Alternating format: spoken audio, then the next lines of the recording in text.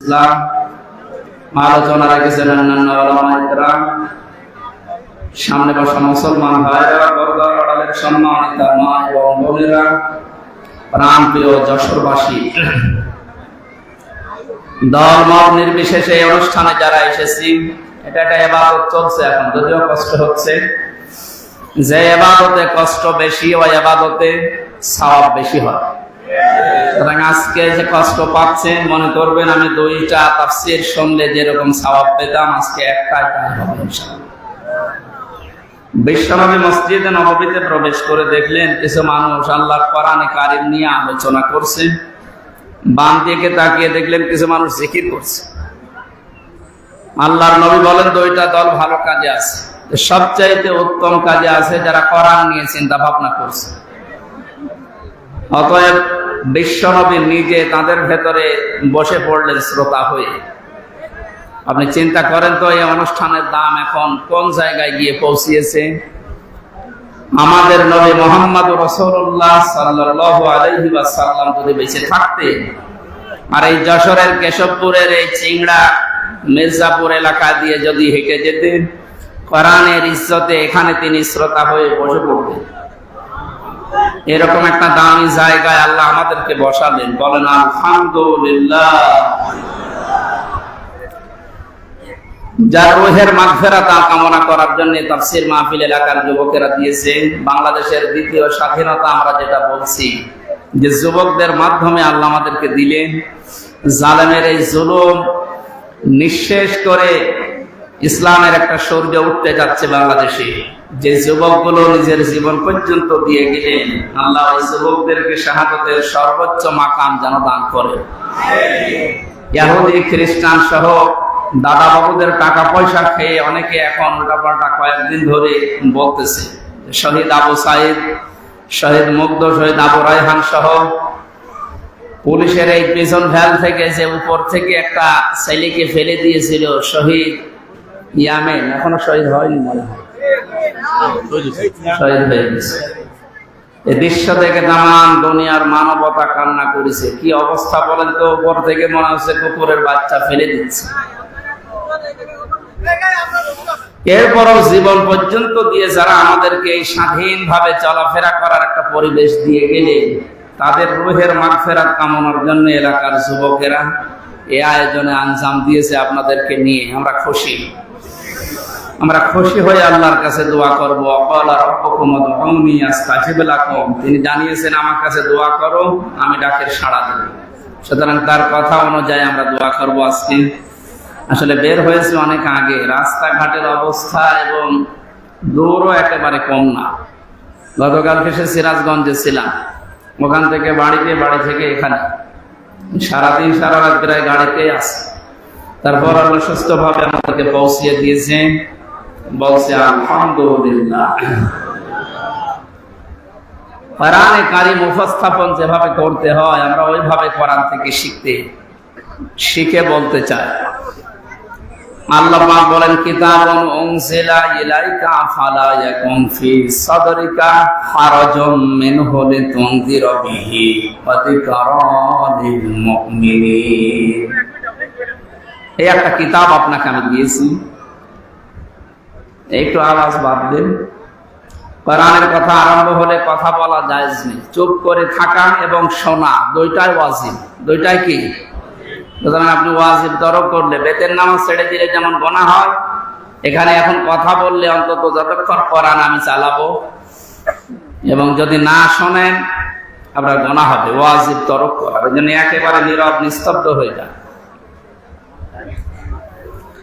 পৃথিবীতে কিতাব, এই যে কিতাবুন, এই একটাই মাত্র কিতাব আল্লাহ তার নাম দিয়েছেন কোরআনে কারীম। পৃথিবীতে অন্য যা আছে এগুলো কিতাব নয়, কিতাবের ব্যাখ্যা। এগুলো কি? কারণ এই একটা কিতাব ফেরেশতারা চেনে, পৃথিবীর কোন কিতাব আর ফেরেশতারা চেনে না। আমরা এখন এই দেশে, বিশেষ করে বাংলাদেশ, ভারত, পাকিস্তান, এই তিনটা দেশে যারা দায়ী আল্লাহর কাজ করি, অধিকাংশ গুলো টেনে বলে যে যেদিকে আছে ওইদিকে টেনে নিয়ে যায় না। কোরআন কিভাবে প্রচার করা লাগে আল্লাহ এই আয়াতে শিখিয়েছেন। আল্লাহ তাআলা বলেন কিতাবুন, এই একটা মাত্র কিতাব। উনজিলা ইলাইকা, যেটা আপনার প্রতি আমি নাযিল করেছি। তাহলে এই আয়াত দ্বারা বোঝা যায় পৃথিবীতে কিতাব আল্লাহ পাঠিয়েছেন শুধুমাত্র একটা, আর এখন দুনিয়া যত আছে এগুলো আর কিতাব নয়, কিতাবের ব্যাখ্যা। কি বলেন তো? এ পর্যন্ত শেষ না, আমি যে কথা বলি ওখান থেকে একটা শিক্ষা নিয়ে আসি, নিরপেক্ষ দৃষ্টি নিয়ে আপনি দেখবেন। কিতাব আল্লাহ বললেন কয়টা বলেন তো?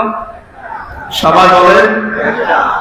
রাসূলুল্লাহকে আল্লাহ আদেশ দিচ্ছেন, ইয়া আইয়ুহার রাসূল বাল্লিগ মা উনজিলা ইলাইকা মির রাব্বিক, হে নবী আপনাকে আমি যে কিতাব দিয়েছি ওই কিতাব, আপনার প্রতি যেটা আমি নাজিল করেছি ওইটা আপনি বাল্লিগ, তাবলীগ করেন, প্রচার করেন, ওটা মানুষের ভেতরে পৌঁছিয়ে দেন। এই আয়াত আর এই আয়াত, এই দুইটা সামনে রাখলে এক বাক্যে বলা যাচ্ছে আল্লাহর পক্ষ থেকে আমাদের কাছে যেটা এসেছে তার নাম কোরআন শরীফ। বলেন কি? ওয়াইল্লাম তাফআল ফামা বাল্লাগতা রিসালাতা, আপনি যদি কোরআনের তাবলীগ না করেন, কোরআন প্রচার না করেন, কোরআনের প্রসার না ঘটান, রিসালাতের যে বিশাল দায়িত্ব নিয়ে আপনাকে আমি পাঠিয়েছিলাম ওটা আপনি পালনই করেননি। আমি জানি কোরআন প্রচার করতে গিয়ে বহু সমস্যার সম্মুখীন হবেন, বাধা আসবে, যেটাই 17 বছর আমি পেলাম। এই যশোরে কতদিন পর্যন্ত আমারে আসতে দেয়নি। কিছুদিন আগেও যিনি দায়িত্বে ছিলেন আল্লাহর একটা অভিশপ্ত বান্দা, এই মলয় কুমার না পলয় কুমার, কি নাম জানো, এদের নাম বলাও তো মুশকিল।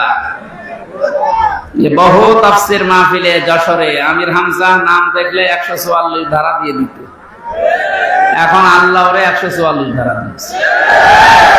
ওরে যদি সত্যিই কেউ পায় পিটিয়ে মেরে ফেলবে। আমি 3 বছর ছিলাম জেলখানা, রিমান্ডে যতদিন ছিলাম, এই খুলনার এক, আমি নাম নিতে ওদের ঘৃণা করি, কি শেখ লাগানো আছে আগে আর পরে, যাই হোক এ আসল শেখ না, এ চাকরি নেওয়ার জন্য আর এই পদ বাড়ানোর জন্য শেখ লাগিয়েছে। খুলনার ফুলতলা এলাকায় বাড়ি। এই লোকটা রিমান্ডে ঝামেলা করেছিল। আল্লামা দেলাওয়ার হোসেন সাঈদী রহমতুল্লাহ আলাইহি ওনার কণ্ঠ আর একটা যুবতী মেয়ে লোকের কণ্ঠ লাগিয়ে, দুই দিকে কণ্ঠ লাগিয়ে কিভাবে কি উল্টাপাল্টা কথা, যেগুলো শুনলেও ঘৃণা লাগে। মানে স্বামী স্ত্রী যা বলে বিছানায় এরকম কিছু কথা প্রায় 8-10 মিনিট রেকর্ড করে আমার রিমান্ডে শোনাচ্ছে। এই দেখেন আপনার বড় হুজুর কি বলছে। আমার মনে হয় শয়তান পর্যন্ত বিশ্বাস করবে না, অথচ শয়তানরা বিশ্বাস করে। আমরা যখন মাটির নিচে নিয়েছিল ওখানে মাঝে মাঝে বলতো, দেখো তোর বড় হুজুরকে আমরা জেলখানায় রেখে দিয়েছি, কেউ কিছু ছিড়তে পারে না। এদের মুখের ভাষা দেখেছেন? আমি এখন ওদের নামে মামলা দেব, শুধু একটা দুইটা না। আমারে ধরার পরে বলেছিল আমরা যা বলতে বলছি যদি না বলেন আপনার নামে 50টা মামলা দেব। এরপর আমার বাবার কাছ থেকে 10 লাখ টাকা নিয়েছে। এই কাউন্টারের পিছনে যারা ছিল ওই সময় আসাদুজ্জামান, শেখ ইমরান, এরপরে আতিকুর রহমান, ডিসি মান্নান সহ, আমি নাম জানি না অনেকের, কারণ আমার তো চোখ বান্ধা হাত বান্ধা, কিছুই চিনতাম না। ওখানে যে দেখতাম যে জিজ্ঞাসা করে নাম কি, ওই রকম বলতো। আমার বাবা সহজ সরল মানুষ, গ্রাম্য মানুষ, আপনাদের এই গ্রামের মতো আমাদের গ্রামে বাড়ি, কুষ্টিয়া জেলার হালসা। এই শয়তানরা 10 লক্ষ টাকা বাবার কাছ থেকে নেওয়ার পরে আবার তার পরের দিন আবার মামলা দিয়েছে, অথচ আমি কিছু জানি না। আমি তো আছি মাটির নিচে রিমান্ডে, এদিকে আমার বাবার কাছ থেকে এভাবে টাকা নিতে আছে। কিছুদিন যাবার পরে শুনলাম যে মামলা আরেকটা দিয়েছে। এবার বলছে যা যা বলতে বলছে যদি না বলেন 50টা মামলা দেব, আর এক একটা জেলায় এক একটা, প্রতিদিন আপনি শুধু ঘোরাফেরা করেন। অথচ নিজে নিজে আমার মাঝে মাঝে বলতো যে আপনি কিছু জানেন না, তাও জানি, কিন্তু বলা লাগবে। বলেন তো কোন জুলুমে ছিলাম আমি? একা মাটির নিচে ঘর, দুনিয়ার কেউ জানে না কোথায় আছি, আর ওরা ওই শয়তানগুলো সব চারিদিকে 8-10 জন বসা। ও চেহারা দেখার তো কায়দা নেই, মাঝে মাঝে চোখ খুলে দিত, একটু দেখতাম যে এতে টাটকা সব শয়তান বসে আছে। এদের নামে এখন 1টা 2টা 50টা, যেমন আমারে বলেছিল এদের নামে 500 করে মামলা দেওয়া দরকার। শয়তানরা এখন টেনে বস, আমরা বেশি করব না ভাই। না কততুম ফাকিবু বিমিসলি মা উকিবতুম বি, আল্লাহ বলেন যতটুকু ওরা নিয়েছে অতটুকু প্রতিশোধ না। এতটুকু যদি যা করেছেন 17 বছরে, যদি এতটুকু করা হয় টিকতে পারবেন না। তারপরও আমাদের যিনি দায়িত্বে আছেন আমিরে জামাত, আমাদের মাথার মনি যিনি ডাক্তার শফিকুর রহমান, ভদ্রলোকের সাথে আমিও 4 দিন ছিলাম জেলখানা, কাশিমপুর কেন্দ্রীয় কারাগারে। লোকটার আচরণ ব্যবহার দেখেছিলাম। উনি যেহেতু ঘোষণা দিয়েছে যে না অন্যায় ভাবে না, যতটুকু যার জুলুম হয়েছিল অতটুকু নিয়ে বাকিটা মাফ করে দিতে, আমরা মাফ করে দেব, কিন্তু যা করেছিলেন ওটা করার পর। কারণ একেবারে যদি বাবা শাহজালাল সব হালাল এটা করে দে, তো শয়তানরা আবার মাজা তুলে দাঁড়িয়ে আবার আমাদের কষ্ট দেবে। নূহ আলাইহিস সালাম দোয়া করেছিলেন একেবারে শেষে, আর যখন না পারলেন বললেন ওয়াকালা নূহ রাব্বি লা তাদার আলাল আরদি মিনাল কাফিরিনা দাজ্জারা, হে আল্লাহ এদেরকে আর জমিনে তুমি দাঁড়াতে দিও না, এদের চিহ্ন পর্যন্ত আর রাখার দরকার নেই, এদের আন্ডা বাচ্চা পর্যন্ত যেন দুনিয়ায় না থাকে। ইন্নাকা ইন তাদারহুম ইউদিল্লু ইবাদাকা ওয়া লা ইয়ালিদু ইল্লা ফাজিরান কাফারা, কারণ এই শয়তান যেটা জন্ম দেবে ওইটা আরেক শয়তান হবে। এই জন্য বলছি আল্লাহ রাব্বুল আলামিন নবী যখন দোয়া করতে পেরেছিলেন, আমরা তো সাধারণ মানুষ, ওনাদের মতো ঈমান, তারপর ওনারা বরদোয়া দিয়েছে যে আল্লাহ একটা আন্ডা বাচ্চা পর্যন্ত যেন না থাকে, কারণ থাকলে সেটা শয়তান হবে, ও যেটা জন্মাবে সেটা আরেক শয়তান হবে। ওই দিকে তাকিয়ে বরদোয়া করছি। আপনি যা করেছিলেন ওইটার হিসাব এখন কিন্তু আপনাকে দেওয়া লাগবে। সম্মানিত যশোরবাসী, যারা নিষেধ করতো এই 144 ধারা দিয়ে, আজ তারা কোথায় হারিয়ে গেছে? কত কায়দায় পালানোর চেষ্টা চালাচ্ছে, জনগণ পালাতে দিচ্ছে। দরবেশ বাবা পর্যন্ত দাড়ি কেটে হয়ে গেছে। শয়তান ওরে দেখে আর ভাবে আল্লাহ তুমি আমার শয়তান বানিয়েছ। এটা তো দেখতে শয়তানের মতো লাগছে এখন, এমনকি প্রশাসন পর্যন্ত ওরা চিনতে পারে না। তখন ওর যে বন্ধু ছিল ওটা আরেক শয়তান। যাই হোক, এই শয়তান নাকি বলেছে আমার একা নেবেন, মানে ওইটা আরেক শয়তান আছে। কে ওইটা? দরবেশ। দরবেশ তো চেনা যায় না, শেষ পর্যন্ত নিয়ে গেছে 2 জনে। এখন একে ডিম খাচ্ছে উপরে নিচে বিভিন্ন জায়গায়, ডিমে জায়গা মতো দেওয়া দরকার। এরা মাটির নিচে আমারে নিয়ে যে নখ তোলে না, এই নখ তুলে নেয় যে সমস্ত জিনিস যে এগুলো দেখাচ্ছিল যে এইগুলো দিয়ে আমরা নখ তুলি, আপনারা তুলব।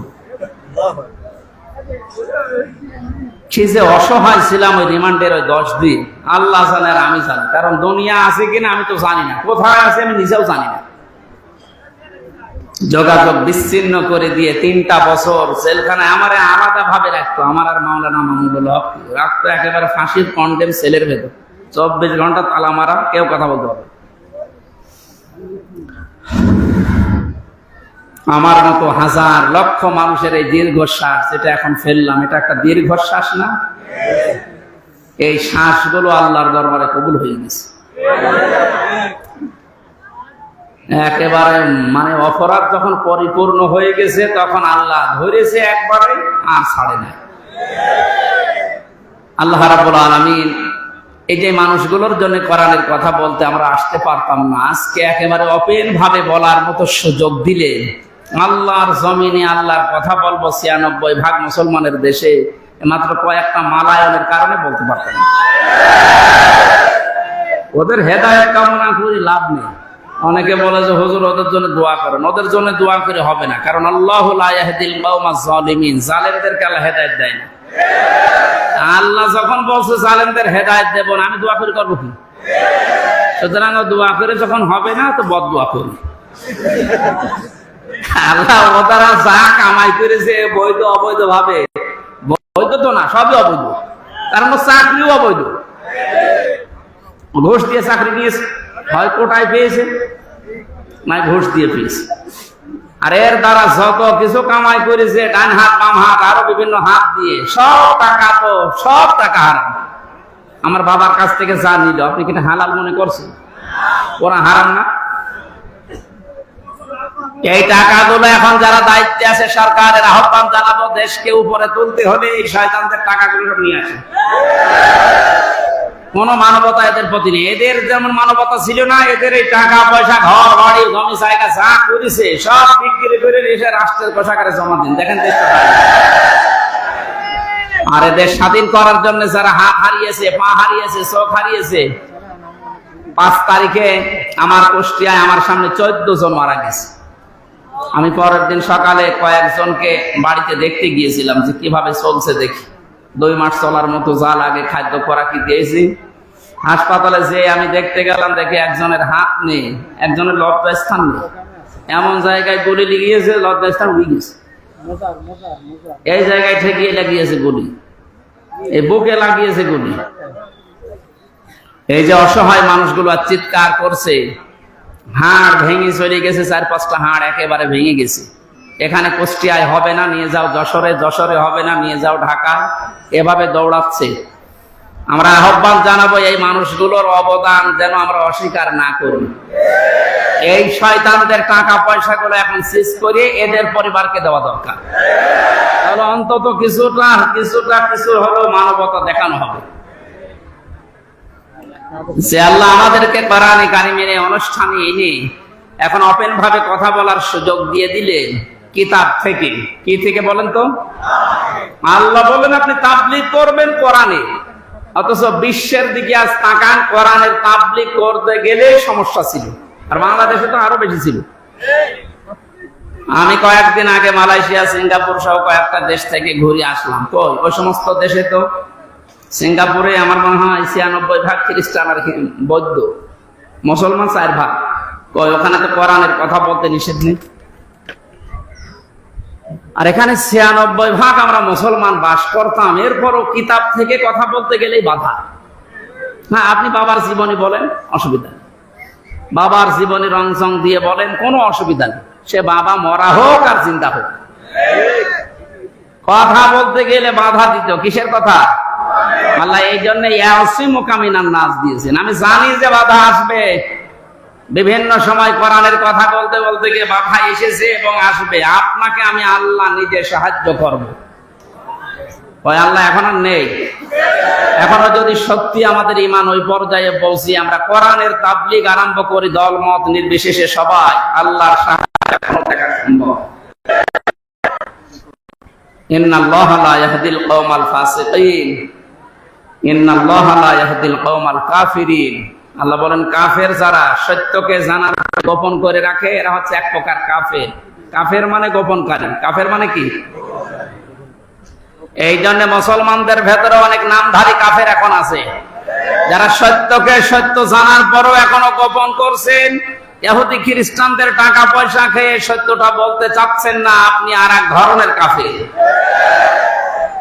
গত 2 দিন একটা ভিডিও দেখে খুব মন খারাপ হয়ে গেল। এই যে আহলে হাদিসের নামে এক ভাই, কি রফিক নাকি নাম যেন, কোথা থেকে লেখাপড়া করেছে আমি জানি না, অনেক বলছে শহীদ আবু সাইদ ও শহীদ হয়নি, ও নিজে আত্মহত্যা করেছে।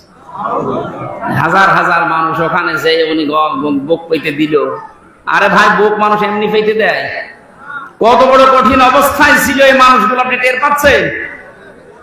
এই 17 বছর লক্ষ লক্ষ যুবকেরা লেখাপড়া করে 1st ক্লাস ফার্স্ট, এরপরও কোটার কারণে, এই জালেমদের কারণে চাকরি পায়নি।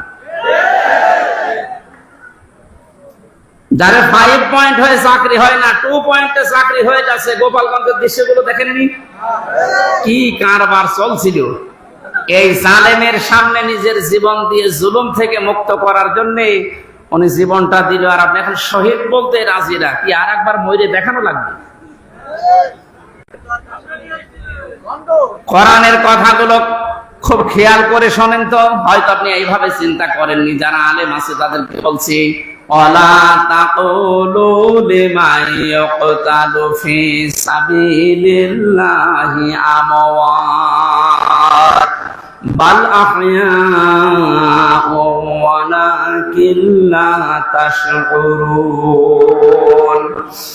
সূরা বাকারা 154 নম্বর আয়াতে আছে, আল্লাহ বলেন কেউ এ কথা বলবি না, শুধু হামজা বলবি না তা না, শুধু ওই রফিককে আল্লাহ বলেন না ওই রফিক তুই বলবি না তা না, কেউ বলবি না এই কথা। ওয়ালা তাকুলু, বহু বচন, দুনিয়ায় কোন মানুষ যেন এ কথা না বলে লিমান ইয়াকতালু ফি সাবিলিল্লাহি আমওয়াত, যারা আমি আল্লাহর জন্য জীবন দিয়েছে এই মানুষগুলো মারা গেছে, কথা কেউ বলবি না।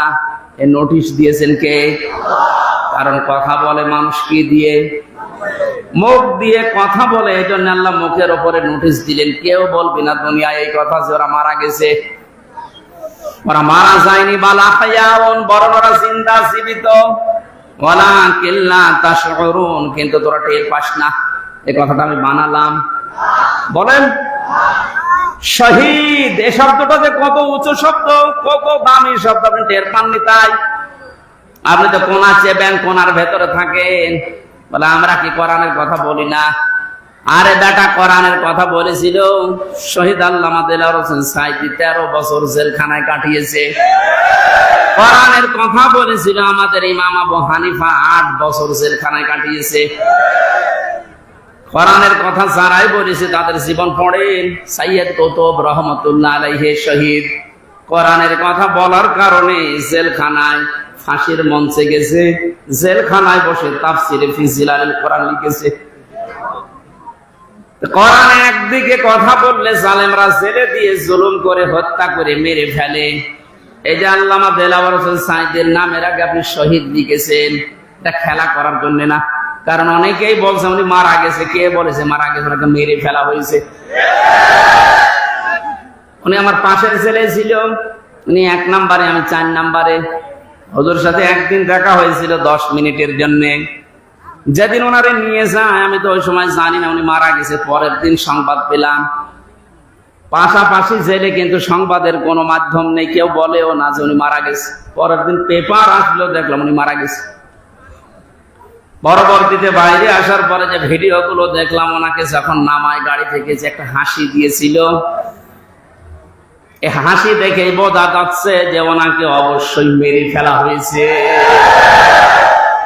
এই সত্যটা প্রকাশ করার জন্য যে ডাক্তার দায়িত্ব ছিল কোলাঙ্গার, এই মোস্তফা জামানকে একটু নিয়ে আসেন তো দেখি, এমনি সব বেরিয়ে যাবে। এই জন্য উনি মারা গেছে কথা জীবনও বলবেন, ওনাকে মেরে ফেলা হয়েছে। ওই জেলের যখন দায়িত্ব ছিল জেলার সুপার, তারা এখন সব সত্য কথা বলে ফেলছে, কারণ ভয় এখন আর নেই। জালেম সব বিদায় নিয়েছে, এখন সব সত্য বেরিয়ে যাচ্ছে। ওরা বলছে ওনারা আমাকে যেদিন নিয়ে যাবে সেদিন বলেছিল একটু সই করেন, আপনাকে আমরা মুক্ত করে দেব নির্বাহী আদেশে। এ কথা শোনার পর একটা হাসি দিয়েছিল যে না জানি এতদিন পর আমার পরিবারের তো লোক, আমার অনুসারী যারা, আমার কলিগ যারা, আমার সাথে যারা ইসলামী আন্দোলন করে, অন্তত তাদের সাথে আমার দেখা হবে, এই জন্য তিনি হাসি দিয়েছিলেন। এই মিথ্যা কথা বলে সই করিয়ে নিয়ে বের করে সে ইনজেকশন পোস্ট করে মেরে ফেলিস। নবীজি জানিয়েছেন কেউ যদি পাহাড় থেকে পড়ে মরে যায় ও শহীদ, কেউ যদি পানিতে ডুবে মরে যায় ও শহীদ, কেউ যদি আগুনে পুড়ে মারা যায় ও শহীদ। বানালাম, শোনেননি কোনোদিন? আগুনে পুড়ে মরে গেলে যদি শহীদ হয়, অ্যাক্সিডেন্টে মারা গেলে যদি শহীদ হয়, তাকে একেবারে সরাসরি আপনি মেরে ফেললেন, সব বের হবে ইনশাল্লাহ। এই জন্য শহীদের শব্দটা যার তার নামের আগে লাগাবেন না। কোন জালেমের আগে শব্দ লাগানো জায়েজ নেই, কারণ শহীদ এটা আমার আল্লাহর বন্ধু। কিয়ামতের দিন যে 4 প্রকার মানুষের সাথে থাকার জন্য আহ্বান জানানো হয় আল্লাহর কাছে, তার ভিতরে শহীদ 3 নম্বরে। আমাইয়াতিল্লাহা ওয়ার রাসূল ফাউলাইকা মা'আল্লাযীনা আন'আমাল্লাহু আলাইহিম মিনান নাবিয়্যিনা ওয়াস-সিদ্দীকিনা ওয়াশ-শুহাদা'i ওয়াস-সালিহিন।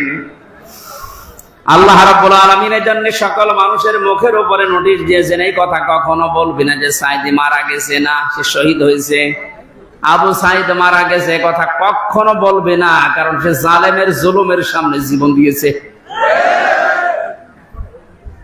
এতটুকু আল্লাহ শেষ করেননি, মানুষ যেহেতু মুখ দিয়ে বলতে পারে এই জন্য মুখের উপরে নোটিশ দেওয়ার পরে আল্লাহ অন্তরের উপরে নোটিশ দিয়েছে, কারণ মানুষ ধারণা করে কি দিয়ে। কথা বলেন না কেন?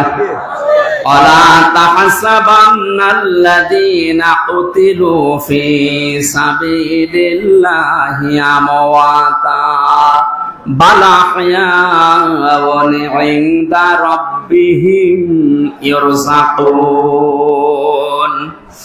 এটা সূরা আলে ইমরানের 159 নম্বর 69 নম্বর আয়াতে আছে। 4 নাম্বার পারার 11 নাম্বার পৃষ্ঠার 8 নাম্বার লাইনে আছে। তাফসীরে ফি জিলালিল কোরআনে পাবেন। আল্লাহ পাক বলেন, ধারণাও করবি না যারা আমি আল্লাহর জন্য জীবন দিয়েছে, এই ধারণা করবি না যে ও মারা গেছে।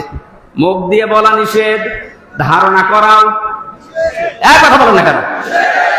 ধারণা করবি না কেন? বলা হইয়াউন, বরং তারা জীবিত, জিন্দা, ইনদা রাব্বিহিম ইরযাকুন, তারা তাদের রবের কাছে রিজিক পাচ্ছে। ও যশোরবাসী, মানুষ ঘুমিয়ে থাকলে খাওয়া লাগে, বলেন না কেন? জীবিত থাকলে খাওয়া লাগে, জেগে থাকলে খাবার খেলে মানুষের রক্ত, গোশত, চর্বি, চামড়া এগুলো তৈরি হয়। সুতরাং বাস্তবতা এইটাই, যেহেতু ওনারা জীবন দিয়ে শহীদ হয়েছে, এই জন্য মারা যায়নি, ওনারা এখনো জীবিত, আল্লাহর কাছে খাবার পাচ্ছে, তাও জান্নাতি খাবার। খাবার খেলে মানুষের শরীরে রক্ত তৈরি হয়, এর বাস্তব প্রমাণ আমির হামজা, নবীজির চাচা হযরতে হামজা রাদিয়াল্লাহু তাআলা আনহু শহীদ হওয়ার পর তাকে যখন কবরে দেওয়া হয়, 30 বছর পরে মদিনায় একবার বিশাল ঢল হয়েছিল, ব্যাপক। এই ঢলের কারণে তার কবরটা ভেঙে চলে এসেছিল, পানি দিয়ে রক্তে স্রোত আসছিল পানির ভেতর থেকে। ওই সময় উহুদের ময়দানে হযরতে হামজার সাথে যারা যুদ্ধ করেছিল, এখন তারা মুরব্বী হয়ে গেছে, রক্ত অনুসন্ধান করতে গিয়ে দেখে 30 বছর আগে উহুদের ময়দানে মুহাম্মদ রাসূলুল্লাহর চাচা হযরতে আমির হামজার যেখানে যেখানে কাফেররা আঘাত করেছিল, ওই জায়গা দিয়ে এখনো ফিনকি দিয়ে তাজা রক্ত বের হয়ে আসছে। উনি যদি খাবার না খাবে, 30 বছর পরে শরীরে রক্ত আসলো কোত্থেকে বলেন? 30টা বছর কবরে আছে, এরপরও ফিনকি দিয়ে রক্ত বের হচ্ছে ওই জায়গাগুলো দিয়ে। তার মানে আল্লাহর কোরআনের আয়াত 100 বার সত্য, যেমন জীবিত এবং শহীদরা আল্লাহর কাছে আল্লাহ নিজে তাদেরকে খাওয়ান। এই জন্য যারা একথা বলছেন, আজ মানুষের ভিতরে বিভ্রান্তি ছড়াচ্ছেন, অবশ্যই আপনি কিছু না কিছু মনে হয় খেয়েছেন। ইহুদি খ্রিস্টান দাদা বাবুদের কাছ থেকে কিছু হয় খেয়েছেন, নাই গাঁজা খেয়েছেন, তাও যেমন তেমন গাঁজা না, মিয়াদ উত্তীর্ণ গাঁজা। তাছাড়া এই কথা কেউ বলতে পারে ও কিসের আলেম হয়েছে আমি তো বুঝি না। কোরআনের স্পষ্ট আয়াত এগুলো, সূরা বাকারার 154 নম্বর আয়াত, সূরা আলে ইমরানের 169 নম্বর আয়াত। আরো দেখানো লাগবে আপনাকে, 93টার উপর আয়াত আছে শুধু শহীদদের মর্যাদার কথা বলতে গিয়ে আল্লাহ। আর তারা এখন উল্টা পাল্টা ছড়াচ্ছে। এই যেহেতু টাকা পয়সা পাচ্ছে, কারণে জালেমদের তো টাকার অভাব নেই, কোটি কোটি টাকা এখনো বিভিন্ন জায়গায় জালেমদের আছে, ওই টাকাগুলো এই জালেমদের দেশ, কারণ এগুলো আর একটা জালেম। কোরআন যারা গোপন করে এরা আল্লাহর কাছে সবচাইতে বড় জালেম। এটা তো আমি বানালাম নাকি? ওমান আযলামু মিম্মান কাতামা শাহাদাতান ইনদাহু মিনাল্লাহ আমাল্লাহু বিগাফিলিন আম্মা তা'মালুন। সূরা বাকারা প্রথম নাম্বার পারা 20 নাম্বার পৃষ্ঠার 13 নাম্বার লাইনের 140 নাম্বার আয়াতের প্রথম অংশে আছে। আল্লাহ পাক বলেন, বড় জালেম দেখতে চাও দুনিয়ায়, আমেরিকায় যাওয়া লাগবে না, ভারতে যাওয়া লাগবে না, সব চাইতে বড় জালেম আমি আল্লাহর নিকটে। আসলাম ইসমে তাফজিল, এর চাইতে বড় শব্দ আর নেই, এটা সুপারলেটিভ ডিগ্রি। আল্লাহ বলেন, বড় জালেম আমি আল্লাহর কাছে ওই লোকটা যার কাছে কোরআন থাকার পরে দুনিয়ার কোন স্বার্থ পেয়ে গোপন করে দেয়। এটা বাংলাদেশে নেই। এই জন্য কিতাব প্রচার করা লাগবে আমাদের। কি প্রচার? সব দল মত বাদ দিয়ে যদি কিতাব প্রচার করতে পারতাম, বাংলাদেশে যেমন ইসালে সাওয়াবে বাধা দেয়নি, ওরস শরীফে বাধা দেয়নি, মিলাদ শরীফে বাধা দেয়নি, নওরোজ শরীফ হয়, খসরত শরীফ হয়, গোসল শরীফ হয়, কোনো বাধা নেই, তাহলে তাফসিরুল কোরআন মাহফিলেও কোনো বাধা আর থাকবে না। খুশির বিষয়, গতকালকে অন্তর্বর্তীকালীন সরকারের প্রধান উপদেষ্টা ডক্টর মোহাম্মদ ইউনূস ঘোষণা দিয়েছে, এই দেশে আর কোনোদিন কোরআনের কথা বলতে গেলে কোন প্রশাসন, কোন নেতা খেতার কাছে অনুমতি নেওয়া লাগবে না। ধন্যবাদ জানাই তাকে, আল্লাহ যেন তাকে এই কথার কারণে হেদায়েত দান করে। অনেক উত্তম কথা না? 3 বছর জেল খাটার পরে মনে করলাম যে যাক, এবার মনে হয় আমার অনুমতি দেবে। ওরে আল্লাহ, এরপর দেশে আরো কঠিন। আমার কুষ্টিয়ার যে আল্লাহর ওলি ছিল মাহবুবুল আলম হানিফ, এই লোকটাই হাইব্রিড। আমি জেলখানায় যখন ছিলাম, আমার পরিবার নাকি ওনাকে বলেছিল যে আপনি ধরিয়ে দিলেন, আপনি বলে না, আমার হাইব্রিড নেতা বলেছে ওর কোনো বের হওয়ার সুযোগ নেই। আপনি তো হাইব্রিডই। এখনো যে পজিশন কুষ্টিয়ায়, আমার মনে হয় এখন তো আরো 100 ভাগ। এর আগে এই 17 বছরও যদিও আমার সাথেও ভোটে দাঁড়াইতো, ফেল দিত। আর সে বারবার এমপি হয়ে যায় বিনা ভোটে, রাতের ভোটে। আর এই লোকটা, এই খুলনা বিভাগের কমিশনার যিনি ছিল, তারে ঘোষণা দিয়ে জানিয়েছে যে উনি যেন এই 10টা জেলায় কথা বলতে না পারে কোরআনের কথা। এটা জালেম না? জালেমের বাড়ি ঘর ভেঙে মানুষ ইট পর্যন্ত খুলে দিয়ে চলে গিয়েছে। কয়েকদিন আগে দেখতে গিয়েছিলাম, মানুষ বলছে নম্রদের বাড়ি কি দেখবে, ওর বাড়ি আর নেই। আমার মনে হয় এই সমস্ত নম্রদ মার্কা ছাড়া এই 17 বছর কোরআনের অনুষ্ঠানে এসে সরাসরি আলেমদের গায়ে হাত দিয়েছে, মাইক কেড়ে নিয়েছে। দেখেননি? এগুলো পৃথিবীর বড় জালেম। এই জালেমদের বাড়িগুলো এখন আবু জেহেলের বাড়ির মতো পায়খানা বানানো দরকার। বিশেষ করে আমার কুষ্টিয়া, এরা 2 ভাই, আপা পাপা আরে হানিফ, আরো আছে শয়তান, আমি নাম নিলাম না। এইগুলোর বাড়ি এখন দেখে দেখে অনেকে বলছে, হ্যাঁ, দাবি তোলেন যে এগুলো আমরা আবু জেহেলের বাড়ির মতো সরকারি পায়খানা বানাবো। জায়গাগুলো অভিশপ্ত। ওর বাড়ির আশপাশে যারা, তারাও এখন বরদুয়া করছে যে কি করতে জালেমের বাড়ির পাশে বাড়ি বানালাম। যশোরবাসী, কোরআনের যে মেসেজটা দেওয়ার জন্য পর্যন্ত আসলাম, তাহলে কোরআন আজকে থেকে প্রচার করা লাগবে, দল মত নির্বিশেষে। এটা দায়িত্ব মনে করি। এটা কিন্তু নামাজের মতো ফরজ একটা কাজ।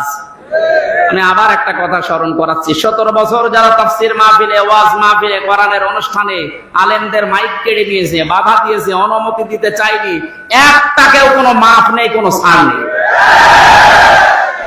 এদের অর্থ সম্পদ গুলো এখন কোরআনের প্রচারের কাছে ব্যয় করবেন। আর এদের ওই বাড়ি ঘর জায়গা জমি যেগুলো আছে, ওগুলো তো অভিশপ্ত জায়গা, ও জনগণের জন্য টয়লেট বানানো লাগবে। এইটাই হবে উত্তম বিচার। কারণ ও জায়গায় কেউ মানে বসবাস করতেও চাইবে না, কারণ জায়গাটা অভিশপ্ত। আমরা হজে গিয়েছিলাম, একটা জায়গা আছে, ওই জায়গা থেকে পেছন থেকে আওয়াজ দেওয়া হয় যারা মুআল্লিম, বলে এই জায়গা তাড়াতাড়ি পার হন, এটা গজবের জায়গা। তাহলে গজবের জায়গা তাড়াতাড়ি পার হওয়া দরকার। এই গজবের জায়গাগুলো আবু জেহেলের বাড়ির মতো টয়লেট বানানো দরকার। এমনকি সর্বোচ্চ গজবের জায়গা যেটা এদেশে মানুষ ভেঙে আগুন ধরিয়ে পুড়িয়ে দিয়েছে, ওই জায়গাটাও এখন টয়লেট বানানো দরকার। আমি কাবা শরীফ তাওয়াফ করার পরে উপর দিয়ে ঘুরছিলাম, হঠাৎ করে পুলিশ আমারে, আমি বললাম ভাই এতক্ষণ তো ভালো ছিলেন, এখন আমার পেটে ব্যথা করছে। আমারে বলে ইয়া হাজিউল হুজ্জা তাইনা বিলাদুকা, হাসি দেশ কোথায়? যে তুমি বাংলাদেশ, বাংলাদেশ থেকে এসেছি। ওনার ভাষা দিয়ে আমারে বলছে আপনি জানেন না এটা কোন জায়গা? না তো। যে আবু জেহেলের বাড়ি, আপনি এখনো পায়খানা না করে দাঁড়িয়ে আছেন, তাড়াতাড়ি করে। আরে আল্লাহ, পায়খানা করে দেখি আমার পেটের ব্যথা ভালো হয়ে গেছে। তার মানে এই বাড়িগুলো এখন ওই রকম অভিশপ্ত, ওখানে গেলে কিছু না করলে পেটের ব্যথা ভালো হবে না। সে 32 নাম্বার বলেন আর 16 নাম্বার বলেন আর 48 নাম্বার বলেন, এই সমস্ত জায়গাগুলো এখন পায়খানা বানানোর সব জনগণের দাবি। এখান থেকে জুলুমের সূচনা হয়ে সারা দেশে ছড়িয়েছে। কথা বলেন, আপনার এখনো জালেমদের প্রতি সিম্পেথি কাজ করে, তাহলে ব্যারিস্টার আরমানের স্ত্রীর কাছে আপনি কি জবাব দেবেন বলেন? আয়না ঘর বানিয়েছে মানুষগুলো। অনেকে মনে করে আয়না ঘর মানে চারিদিকে আয়না দেওয়া। কিসের আয়না? আমি ওই 10 দিনে কোনো আয়না কিছু পাইনি। এমন একটা ভয়ঙ্কর জায়গা। আমার আজমের স্ত্রী অন্য জায়গায় শেষ পর্যন্ত বিয়ে করে ফেলেছে গত বছর। কি জবাব দেবেন তার স্ত্রীর কাছে?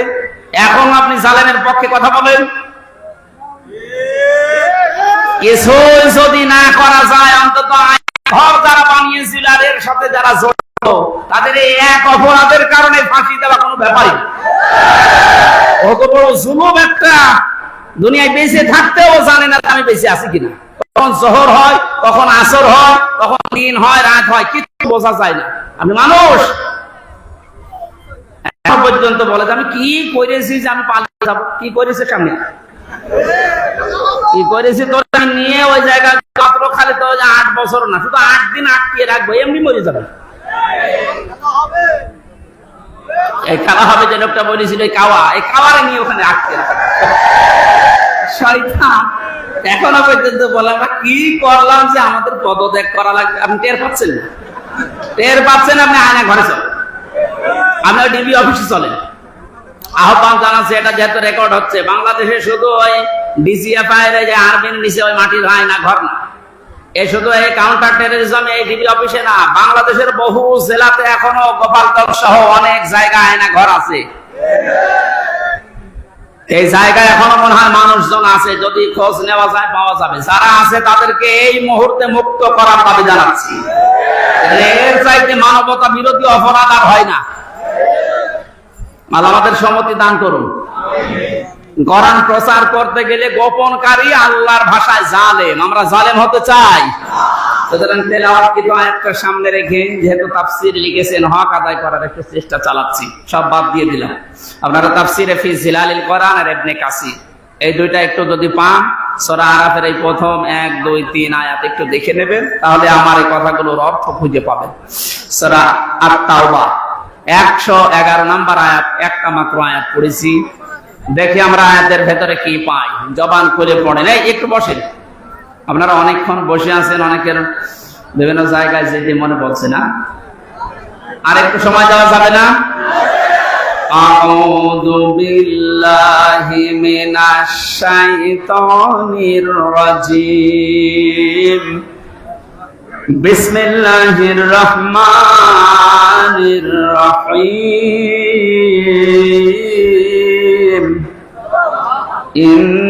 ইন্নাল্লাহা আশতারা মিনাল মুমিনিনা আনফুসাহুম ওয়া আমওয়ালাহুম বিআন্না লাহুমুল জান্নাহ। সাদাকাল্লাহুল আযীম। আল্লাহ পাক বলেন, অবশ্যই আমি আল্লাহ, এই আল্লাহর কথা শোনাচ্ছি, খুব খেয়াল করি। অবশ্যই আমি আল্লাহ কিনে নিয়েছি, ক্রয় করে নিয়েছি মুমিনদের কাছ থেকে তাদের জান এবং মাল বিনিময়ে তাদেরকে জান্নাত দিয়ে দিয়েছি। 4টা কথা পেয়েছি আয়াতে। কয়টা? আপনারা শুনছেন তো? এখানে সরাসরি কিনা বেচা চলছে। কিনতে চাচ্ছেন কে? তাহলে এখানে ক্রেতার নাম কি বলেন? আরো জোর বলেন। বিক্রেতাকে? না না, আমরা না, মুমিনরা। কারা? এ বেনজিরের সম্পদ আল্লাহ কিনবে? হ্যাঁ, কথা বলুন। যা সম্পদ সবই তো অবৈধ। এ পলকের সম্পদ কিনবে? এ পলকের সম্পদ কিনবে? আল্লাহ এই জন্য মিনাল মুমিনিনা দিয়েছেন। যার কাছে আল্লাহ কিনতে চান না, কারণ যেটা দিতে যায় এটা তো দুনিয়ার কোনো সাধারণ জিনিস না, এটা জান্নাত। সে জান্নাতের একটা শিকের মূল্য তামাম বিক্রি করলে হবে না, এরকম একটা দামি জিনিস দিয়ে আল্লাহ কিনতে চাচ্ছেন। সবারটা না। মিনাল মুমিনিনা না দিয়ে আল্লাহ যদি মিনাল মুনাফিকিনা দিত, তাহলে এদেশে সবারটা আল্লাহ কিনতো। কথা বলেন না কেন? এই জন্য আল্লাহ কিনতে চান সরাসরি মুমিনেরটা। কারটা? এদেশে মুমিন এখন কম না বেশি? দিন দিন বাড়তেছে। 5 তারিখ পর্যন্ত মুমিন মাত্র এই দেশে কোরআন আর হাদিস অনুযায়ী মাত্র 20% ছিল। এই 5 থেকে আজ 21, এই কয়দিন, এই 16 দিনে অলরেডি একটা জরিপ পেলাম 35 ভাগের উপরে মানুষ এই দেশে আছে এখন যারা ইসলাম রাষ্ট্রীয়ভাবে চাচ্ছে। যেভাবে শুরু হয়েছে আমার তো মনে হচ্ছে এভাবে যদি কিছুদিন চলতে থাকে 51 ভাগ তৈরি হতে আর বেশি দিন লাগবে না। কারণ এটা কোরআনের নির্দেশ, আরাইতান নাসা ইয়াদখুলুনা ফি দীনিল্লাহি আফওয়াজা। হে নবী, আপনি যখন দেখবেন যে আল্লাহর সাহায্য এসে গেছে, বিজয় তখন পাবেন, আর বিজয় হলে দলে দলে মানুষ ইসলামে প্রবেশ করবে। শুধুমাত্র ডাক্তার মতিউর রহমান এবং আলেমদের একামতে দ্বীনের দায়িত্ব যারা পালন করে, এই কর্মী, এই খাদেমদের একটু চেষ্টার কারণে আমরা চর্মচোখ দিয়ে দেখতে পাচ্ছি এই দেশে আজ দলে দলে মানুষ বুঝে ইসলামে প্রবেশ করছে। এমনকি জালেমদেরও যারা সাপোর্ট করতো তারা বলছে না, ভুল হয়ে গেছে, তারা এখন ইসলামে আসতেছে। এই হিসাবে 35 ভাগ প্রায় হয়ে গেছে। 51 ভাগ যদি হয়ে যায় এই দেশটা একটা রোল মডেল হয়ে যাবে। কোরআনের কথা কখনো মিথ্যা হবে না। চর্ম চোখে আমরা দেখতে চাই যে এই কোরআন দিয়ে বাংলাদেশ চলছে। এই 16 দিনে যদি 20 থেকে 35-15 ভাগ বেড়ে যায়, আর 20 দিন সময় দেন, 51 ভাগ পার হয়ে যাবে ইনশাআল্লাহ।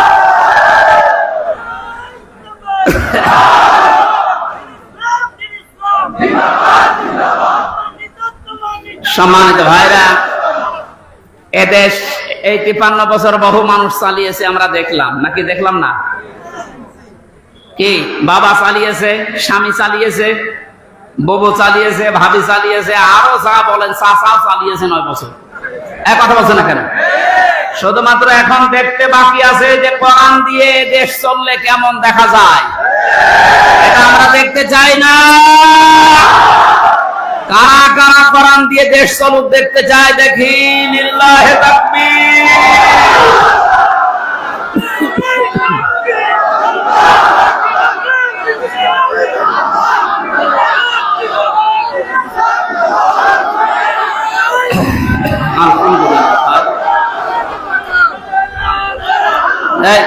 ঠিক আছে,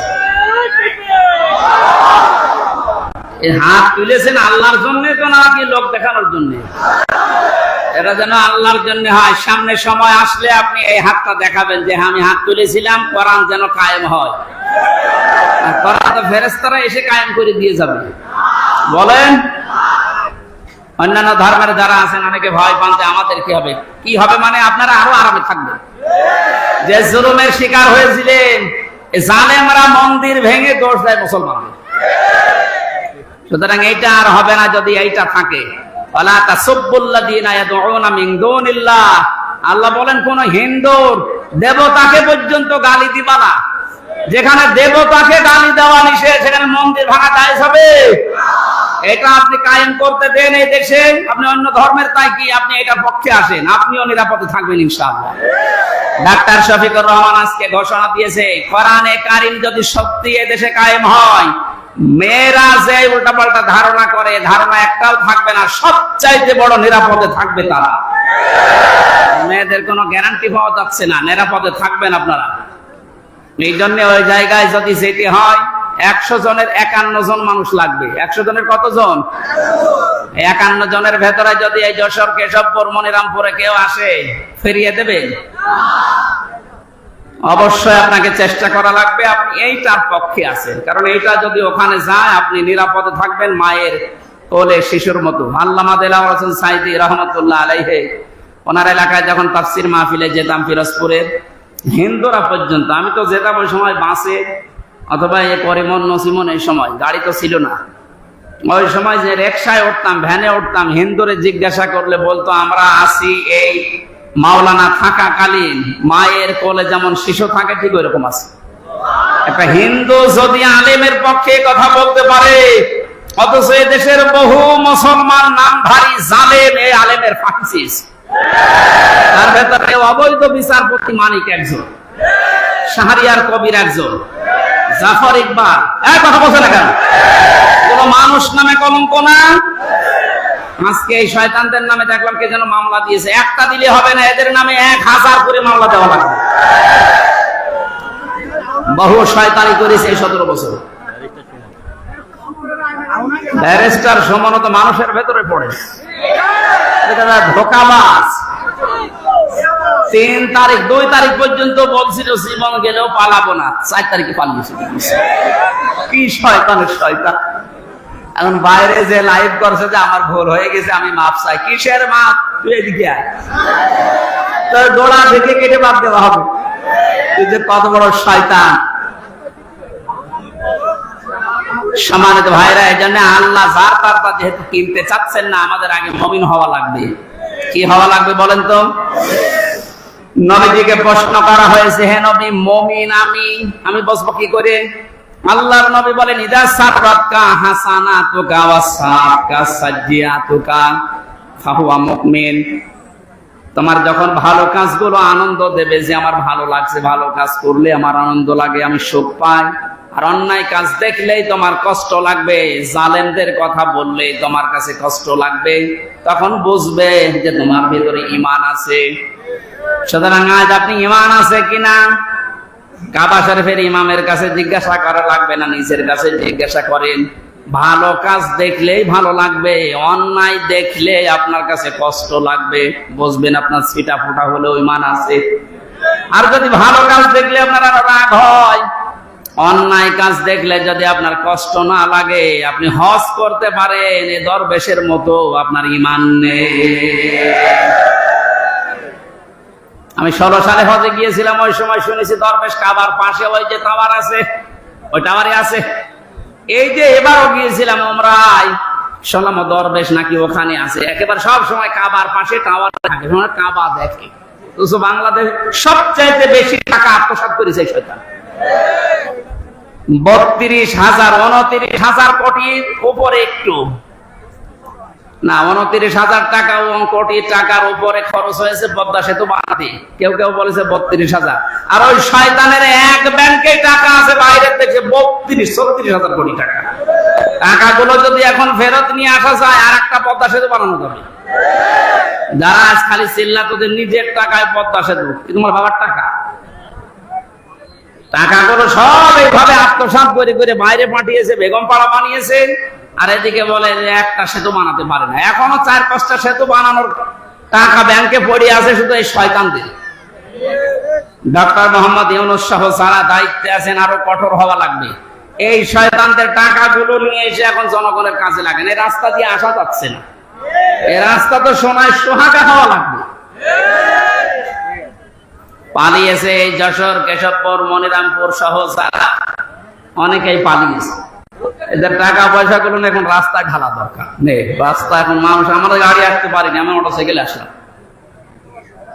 এজন্য আমাদের উচিত হচ্ছে, আল্লাহ যেহেতু যাত্রাটা কিনতে চাচ্ছেন না শুধু মুমিনদের, এজন্য আমরা মুমিন হতে চাই। আপনি দেখবেন আপনি মুমিন আছে কিনা। ভালো কাজ দেখলাম